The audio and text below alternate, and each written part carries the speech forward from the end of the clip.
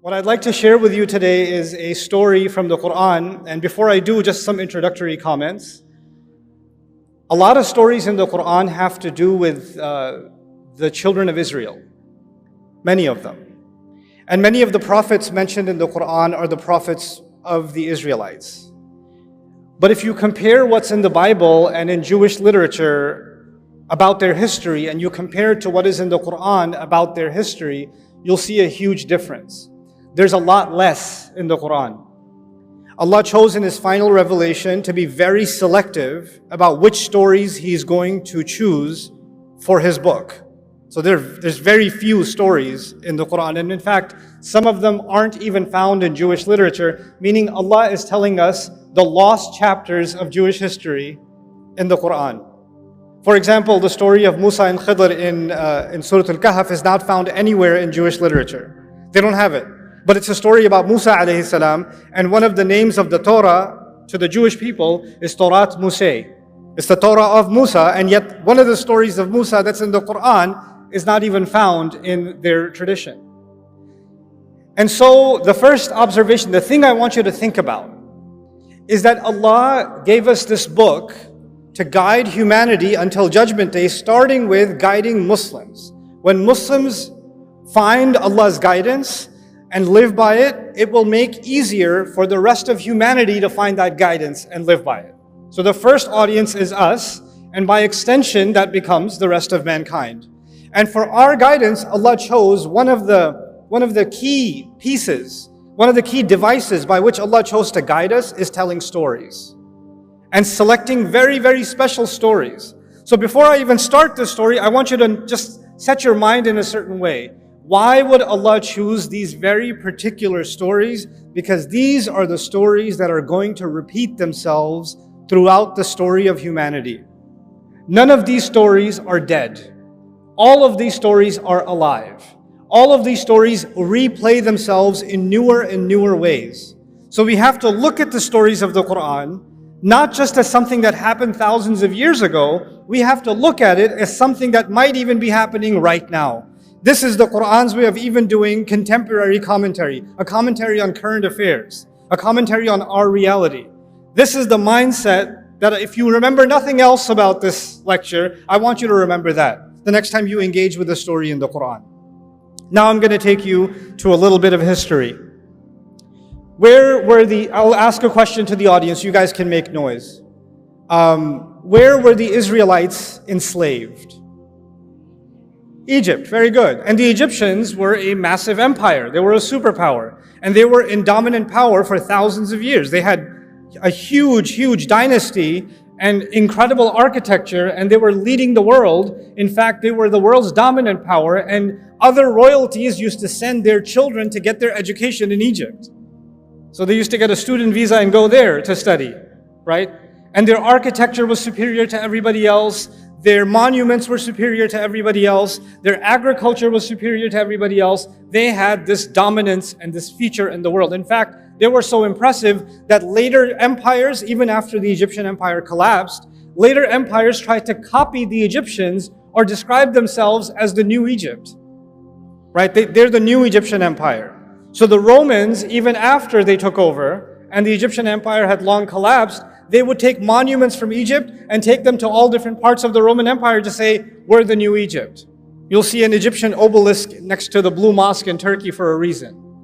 You'll see a pyramid on the dollar bill for a reason. These are symbols of power, and they acknowledge the superpower status of these people. Now, the Israelites, coming back to the Israelites, they were slaves. Now, let's talk about the religion of the Egyptians. It's thousands of years old. But one thing that was very important in their religion was the cow. They had many, many monuments and statues and carvings of golden cows. And they had multiple gods. They believed in many gods. And a couple of their gods, one of their gods was a bull, Apis. And another god, which is female, was a cow, Hathor. And Hathor was, they associated, the bull was associated with protection against the enemy. It was associated with power and might and stability. So the more they worship this cow, the more the empire becomes stable and is able to defeat its enemies. And the cow that was the female, the Hathor cow, its symbol was it gives us milk, it gives us the leather, it gives us the meat, it gives us the bones, it tills our soil, it's our mother. It's our, you know, Muslims call Allah, one of Allah's names is Ar-Raziq, the provider. For them, the Raziq was the cow. So they worshipped the cow and they revered the cow, and the reason they did it is they want to make sure it rains, they want to make sure they don't get disease, they want to make sure their children are born healthy. In fact, some historians even argue that whenever there's a pharaoh that's going to take over government, the way you can tell that he's legitimately the new king is he has to drink from the sacred cow. He has to have the divine cow's milk for him to be associated with that power. They even believe that the sun rises from the east and the west. A cow carries it from the sun and takes it to the east. It takes it to the west. That's what they believed about the cow. Now, I don't want to give you a lecture about the Egyptian religion, but I do want you to know something about it. The cow was a big deal. The cow was a very big deal. Now, the Israelites were enslaved under the Egyptians for many generations. So there are many generations of Israelites who were born and they don't know what it means to be free. They've never known it. Their father didn't know it, their grandfather didn't know it, their great-grandfather didn't know it. All they know to be is slaves of a master class race that treats them like animals. That's the best case scenario. Many times they treat them worse than animals, and they're used to living like that. That's how their life looks. And they've accepted that as their fate. For many, many generations, this has been going on. And in that environment, another side note that I want you to know is the Israelites are the children of Israel. And Israel, if you go back further up, these are the children of Ibrahim alayhi salam. These are the children of Abraham. Means this, what I'm trying to tell you is these are the Muslims. The Muslims are born of that time. From our perspective, those who believed in those prophets were the Muslims of that time. So we don't call them the Jews of that time. From our perspective, we call them the Muslims of that time. They're being born into slavery under a superpower, and their next generation doesn't even know what it means to be free. They're born under the choke of a superpower. And what happens to young men and women that are raised as a minority, as a degraded, inferior minority that is under the chokehold of a larger superpower? You start thinking to yourself, consciously or subconsciously, man, these people, they have better roads, they have cleaner houses, they have more beautiful clothes, they're so much smarter. Look, they're so much healthier, they're so much stronger, they keep on winning and winning. Everything about their life is beautiful. My God, they have it all. I mean, they're kuffar, but they're awesome. Look at their streets, look at their neighborhoods, look at their highway system, look at their technology, look at their agriculture, and look at where we live. Fine, we're the believers, but we're also losers. Yes, they are the kuffar, but they are, oh my God, look at them. So they develop this kind of a love-hate relationship with their master. We hate the master because he's enslaved us, but we also kind of love the master because they live the life, man. They live the life. This is the environment in which the Israelites spent many generations. Now, let's fast forward. Allah reveals the message to Musa alayhi salam. There's a conflict between Musa and Fir'aun, and eventually the Pharaoh drowns, and the Israelites are finally free. Yes? They're no longer living in slavery. After being enslaved for generations, now they get a taste of freedom. Now they have a taste of freedom. And in that time, many adventures happened. I'm going to highlight two of them if time permits. I have so many things to share with you about this story, but I'm trying to be as selective as I can because I respect two things. One, the time that I've been given. Two, your attention span. I'm staring at some of you. You don't know this, but I'm staring at you. Yes, you. You right there. Yep, you. Yep. That's you. Yeah. Yeah. Actually, I didn't point at anyone, but you felt paranoid. I got you so good. You felt like the soul leave your body a little bit just now. I saw, okay. But I do want you to at least take two parts of this story with you that I'm going to just be selective about. Okay. So Allah, they're out in the desert. They're free now. And Allah says to Musa alayhi salam that Allah calls Musa alayhi salam to meet with him. So he's going to leave the Israelites behind and he's going to go meet with Allah on the mountain. And the mountain is not that far. The mountain of Tur is not that far. So he leaves them behind. He leaves his brother Harun and he goes to meet with Allah. But he shows up early. He shows up early. And Allah asks him, مَا أَعْجَلَكَ عَنْ قَوْمِكَ يَا Musa. Musa, why did you show up early? What rushed you away from your people? Why did you show up so early? And of course he says, لِتَرْضَى عَجِلْتُ إِلَيْكَ رَبِّي لِتَرْضَى. I rushed to you, my master, so you could be happy. Obviously, if you're going to please Allah, like we go to the masjid earlier for Jum'ah, it's more rewarding, isn't it? So he rushed to Allah to make him happy. I won't go into that part of the story. The part I want you to focus on with me is what Allah tells him. And what he tells Allah. He says, Hum ulai ala athari. No. They're just a few steps behind me. They're just a few steps behind me. I want you to remember two meanings of that. When Allah said, why did you rush? He said, there's a few steps behind me. Number one, it means they're not that far away. If there's any trouble, I'll just run back down and I can get there in 20 minutes, no problem. That's one meaning. The other meaning is, look, they followed me through the water. They followed me and they fought their fear against the Pharaoh and they crossed this desert with me and they've seen so many miracles. I'm pretty sure they're going to respect my leadership if I'm just gone for 10 extra days. Nothing's going to go wrong. They're still on my footsteps. They're still, I'm pretty sure they're going to be okay. And Allah says, actually, Samiri, there's a fellow named Samiri, a foreign name actually. He has put them in trouble. He's confused them. He's created chaos among them. So now I'm going to take you to Samiri and what chaos was created. While Musa alayhi salam was gone, this fellow Samiri, basically what he does is he collects all of their gold. Whatever gold they had from all their savings, they collected and they ran off from Egypt. And somehow he collects all of it from them, melts it down, and turns it into the statue of a guess what?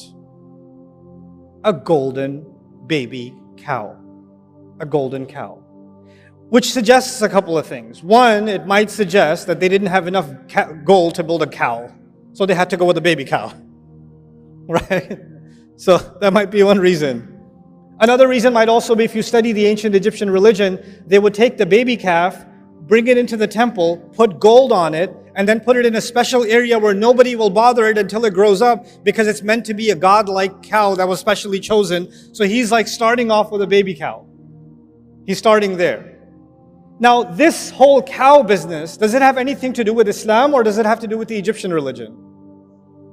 This is the Egyptian religion for thousands of years. And these Israelites lived as slaves and psychologically occupied for many generations under the Egyptians, yes? So all of a sudden he builds them this cow and he makes openings in it so when the wind blows it makes a mooing sound. And all of a sudden you find that many Israelites are now worshiping this cow. When I first read this story, I was confused. How? How do you just, hey, look what I made. Oh my God. Like, why would they just all of a sudden fall into worship of this thing? It's not an alien phenomenon to them. They've seen this kind of thing before. Where have they seen it? In Egypt for generations. But they're Muslim. They're not pagans. They're not following the religion of Pharaoh. No, they're not following the religion of Pharaoh, but something happens in the conscience of believers and the conscience of minorities when they live under a powerful majority. You start thinking their roads are better, their clothes are better, their homes are better, their armies are better, their wealth is better, their religion and their philosophy and their way of life and everything they think important must also be what? Better. Which is why you can find Christmas trees in homes in Karachi. This is the reason. You start adopting, you say, oh, we hate them, they have all the power, they have all of this. But you know, they are better. They are, and you start taking some of those values and you start mixing them in with your religion. And you say to yourself, well, I mean, if they became a superpower, obviously they were doing something right. And if they keep praying to these cows to protect them and to nourish them, clearly they got protected and they got nourished. So it's not like they're all wrong. Fine, I'm Muslim, but I mean, I don't want to take my chances. It can't be, it's not like I'm leaving Islam. It's just a little bit, it's shirk with a lowercase s. Right? It's not that bad. So they tell themselves that this is okay. Anyway, so as they do this, and they accept this cow for worship and all of that, Musa alayhi salam comes back and he's absolutely shocked, right? And the reason I wanted to share this story with you is two parts. One part of it is, why did Samiri do this? What got into him? Like, what was his agenda? We need to understand Samiri because he's important enough that Allah named him in the Quran. Like, that's a big deal. Most people don't get named. He got named. And the other side, I want you to understand what happened to the Israelites. Because again, these stories will live forever. Samiri. Let's start with Samiri. Musa alayhi salam comes back and asks him, after he's done yelling at them, he yells at his brother, he gets angry at his brother. We're not talking about that. We're talking about how did he deal with Samiri. Ma khatbuka ya Samiri? Hey, what's your deal, Samiri? What'd you do this for? Why did you do this? And he has the strangest answer. He said, قَبَضْتُ قَبْضَةً مِنْ أَثَرِ الرَّسُولِ. He said something that I found very confusing. He said, I grabbed a handful of the footprint of the messenger. If I'm translating literally, I grabbed a handful of the footprint of the messenger. When I read that in the Quran, look, I'm an inquisitive person. I don't just say, oh, okay, and I move on. I say, what? Huh? What? Footprint, messenger? The messenger's all the way up. Did he follow Musa alayhi salam and grab some dust of his footprint? What's going on? Then you read the commentaries and you find many people commenting, many mufassirun commenting, that he somehow saw Jibreel alayhi salam on a horse. And the horse, everywhere the horse stepped, plants started sprouting. So he saw that the footsteps of the horse of Jibreel alayhi salam produces life. So he grabbed a little bit of the dust from under the hoof of the horse of Jibreel alayhi salam, and he put that onto the cow, and the cow came to life. Except none of that is in a hadith. None of that is authenticated by the Sahaba. None of that is found in the Quran. And according to Ibn Ashur rahimahullah, I'm very impressed with his work in his tafsir at-Tahrir wa Tanwir, says this has no authenticity at all. Even goes against the text of the Quran. So then what does it mean that I grabbed a piece of the footprint of the messenger? I'd like to offer an alternative understanding. You remember I said the word athar. Musa alayhi salam was with Allah. Allah said, why did you come so quickly? He said, they're right behind my footsteps. Remember footsteps? Hum ula'i ala athari. And it meant two things. It meant footprint. What else did it mean? That they're closely following me. Samiri sees an opportunity. These people, their Islam is not that strong. They don't really understand the revelation, but they're culturally still very attached to the dominant culture of the Egyptians. I can create a religion, an alternative religion that I'm not going to say it's not Islam. I'm not going to say it's shirk. I'm not going to say it's the religion of the pharaohs. I'm still going to call it Islam, but I will create a cult within them that are still impressed with the old ways, and that way I will have a handful of the kind of impact and following that is meant for the messenger. They will take me as a lesser kind of messenger. They won't officially call me a messenger, but they're going to follow me cult-like anyway. And so there is Islam given to prophets like Musa alayhi salam, and then there are cults that people like Samiri run by taking the gold of the people and giving them something they want, giving them something pagan. Of course, that never happened in Islamic history ever, especially not in South Asia. Especially. The kind of cults that we create, in which we identify certain people as so connected and so they have connection with the ghaib and they have these powers and all of this. None of this stuff was Islam. None of this stuff.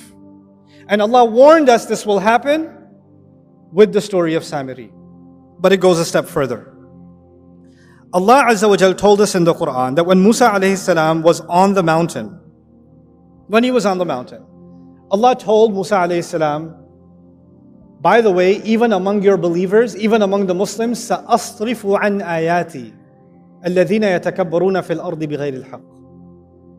I'm going to turn away from my revelations those who are arrogant in the world, those who seek to be great themselves. What did Samiri want? He wanted a following.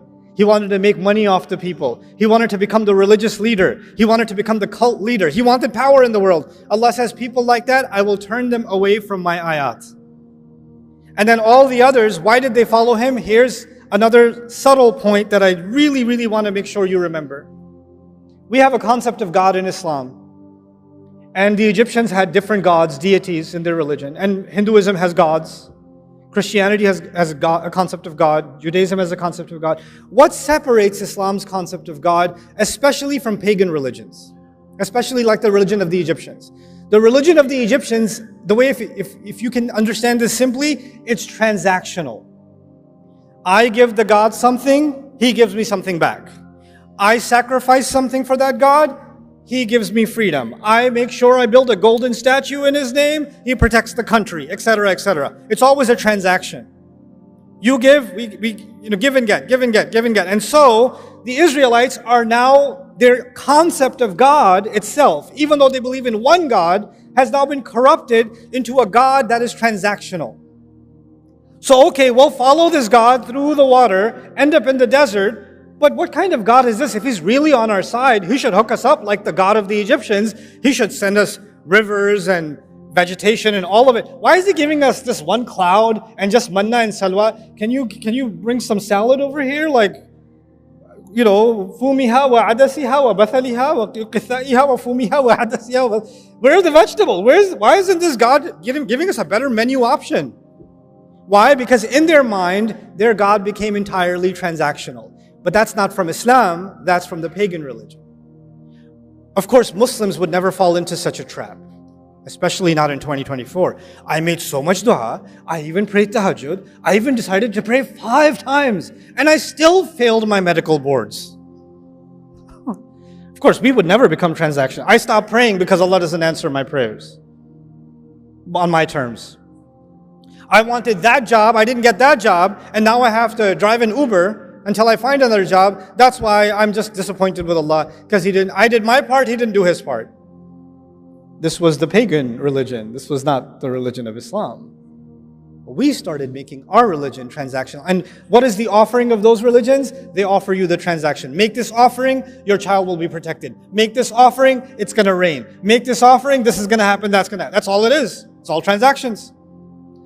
So we're done with Samiri. There are going to be Samiris in the world that are going to try to take believers away from the ayat of Allah, to pull them into cults, to keep them away from revelation. Allah described their tactic. Allah says, وَإِنْ يَرَوْا سَبِيلَ الرُّشْدِ لَا يَتَّبِعُونَ سَبِيلًا. If they see the right way, they're not going to follow it. And if they see the deviant way, they'll follow it immediately. Now let's take a step forward. Musa alayhi salam comes back, sees this nonsense, and tells Samiri what he's done, tells him off, and then in front of him, shows him that he's going to destroy that cow. He starts smashing it to bits. Now when he's smashing it to bits, if I'm one of the Israelites watching him do this, and I've been culturally enslaved for many generations, some part of me is like, is it going to thunderbolt right now?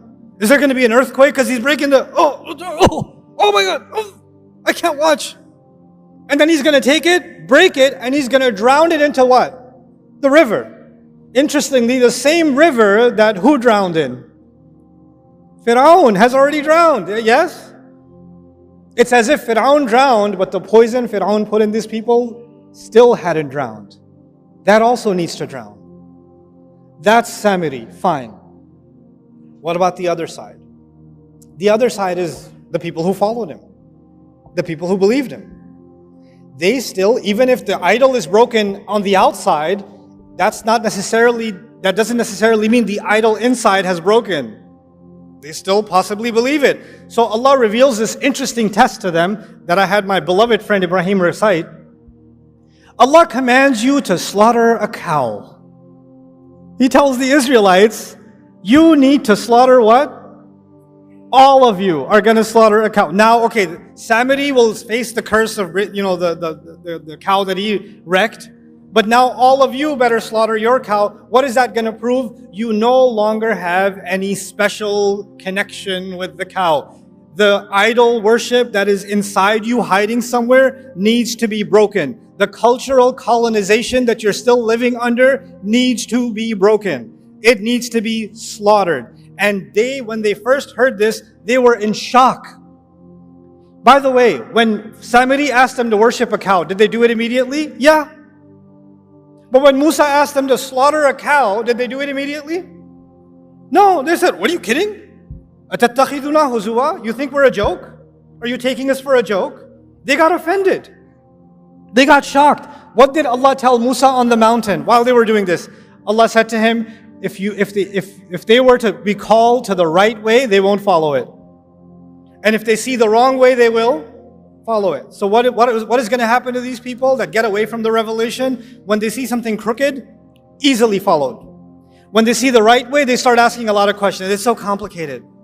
I'm not sure. I have a lot of questions about salah. Where are you supposed to put your hands? I don't know where to put my hands. How far apart should your feet be? It's so hard. It's so difficult. But the Christmas tree is really easy. The wrong thing's super easy. But the right thing, I got a lot of questions. What kind of cow? I'm confused. What kind of cow? And what did Allah do? Allah said, a cow that's never been bothered. It's not too young and not too old. Which, by the way, not too young and not too old, perfect age, that would be the sacred cow in Egypt, isn't it? And then they said, oh, okay, yeah, fine, but color. And what color did Allah say? What color? Anybody know? Yellow, golden. Because you're meant to slaughter the gold. The more they're asking because they don't want to do it. And the more they're asking, the answer is taking them more directly to the one thing they don't want to do. It's taking them right back in that direction. And then he says, the last time they asked, okay, fine, we're confused. Can you just tell us more about this cow? Oh, it's a cow that's never been put to work. It's been left alone. It doesn't have a single blemish or a tarnish. Guess what? The sacred cows of Egypt, did they put them to work in the farm? No, they kept them in special areas and gave them luxury life. Right? It would be ironic if they gave them leather sofas. That would be kind of funny. But anyway. But the idea is, Allah is now describing the cows of Egypt by the story. And what's the most amazing part of this at the end is, Allah says, فَذَبَحُوهَا, they finally did slaughter it. But then Allah says, وَمَا كَادُوا يَفْعَلُونَ, and they almost didn't do it. Listen to that. They almost didn't do it. Why would Allah say that? Allah is telling us that for generations to come, whenever believers are going to be colonized, whenever believers are going to be dominated, and there's such a thing as political domination, military domination, economic domination, but there's also such a thing as a cultural domination, a psychological domination, a spiritual domination. And when you live subjugated for so long, you start developing an inferiority complex. And the people, white people are just smarter. What are you going to do? Starts coming inside your head. They're just better. When you're at school, you're being made fun of. You're less and less and less. And something in you says, if I act more like them, I'll be more acceptable. If I dress more like them, I'll be more acceptable. If I look more like them, behave more like them. If I change my name to sound more like their name, they won't ever accept me, but at least I'll feel like I'm closer to the winning team. The pharaohs will never accept the Israelites as equals. But the Israelites are still enamored with their religion, isn't it? Your inferiority complex can get so strong that you're almost worshiping this culture and you've mixed it in with your religion. You're not willing to say that I've left my religion. No, I have my religion, but really I have a lot of affinity for all of this Firaun cow that lives inside me. So the reason I wanted to bring this to your attention is that there will always be, within the Muslim world, there will always be Samiris. Always. And there will always be Muslims who are going to be susceptible to having reverence for their own version of the cow. There's going to be something cultural, something economic, something in our practices. And we're going to have to take a deep look within ourselves.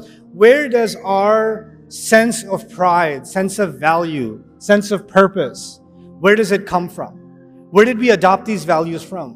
Why are we so committed to being this way or that way? When you have a young child in school and they are trying to copy all of their other friends, and they're yelling and screaming at home because they don't have a device that all their other friends got for their birthday or whatever else, they're having a tantrum.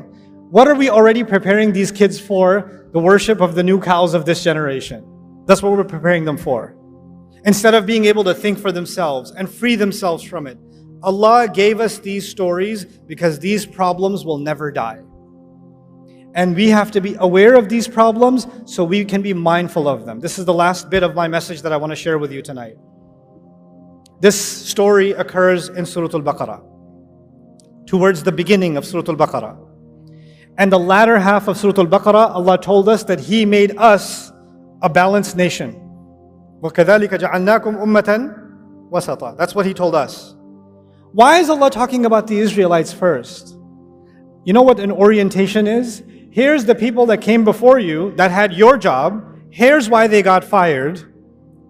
You're up next. Don't make their mistakes. The reason the first half of Al-Baqarah is highlighting these chapters of the Israelites is because these are the exact mistakes that are most likely going to be repeated by the Muslims. So before Allah talks to us, He tells us about them. He tells us about them. And instead of focusing on the instructions that Allah has given that are so simple and so clear, if we start distracting ourselves with, oh, it's so difficult, there's so many schools of thought, I don't know where to put my hand, I keep trying to measure the size of my beard and I can't figure out which one I should go with, I don't know about, the texture of the hijab or this or that. The more you do this, you want to dive into the details, the color of the cow, the size of the cow, the more you want to do that, you know what's going to happen? You're going to continue to be culturally colonized while you're fighting over these minutia details. That's what's going to happen. It's time the Muslims liberate themselves mentally. Before we can liberate ourselves politically, economically, socially, psychologically, we need to liberate ourselves intellectually, spiritually, psychologically, emotionally, internally. It is time. Look, guys, we're in a crazy time in the world. Nobody could have imagined 5 years ago, 2 years ago, nobody could have imagined that there are going to be, there's going to be a white teenager in Ohio crying on TikTok about what's happening in Gaza. Nobody could have imagined that. That was come on, what are you talking about? What universe are you talking about? Right? The world has changed. What's remarkable about the world today? There's a new level of awareness, and that will never go back. There's a new level of awareness of political injustice. But you know what? Take that as a sign. If the world can wake up to something that was happening in front of their eyes and they were blind to it for 70 years, and now they're waking up to it, well, you know what? Muslims, you have potential. You can wake up to what's in Allah's book. You can wake up to what Allah has given. I can wake up to it. It's time this ummah experienced an intellectual and a spiritual renaissance, and I believe this is the generation that's going to do it. Jazakumullahu khairan. Assalamu alaikum wa rahmatullahi ta'ala wa barakatuh.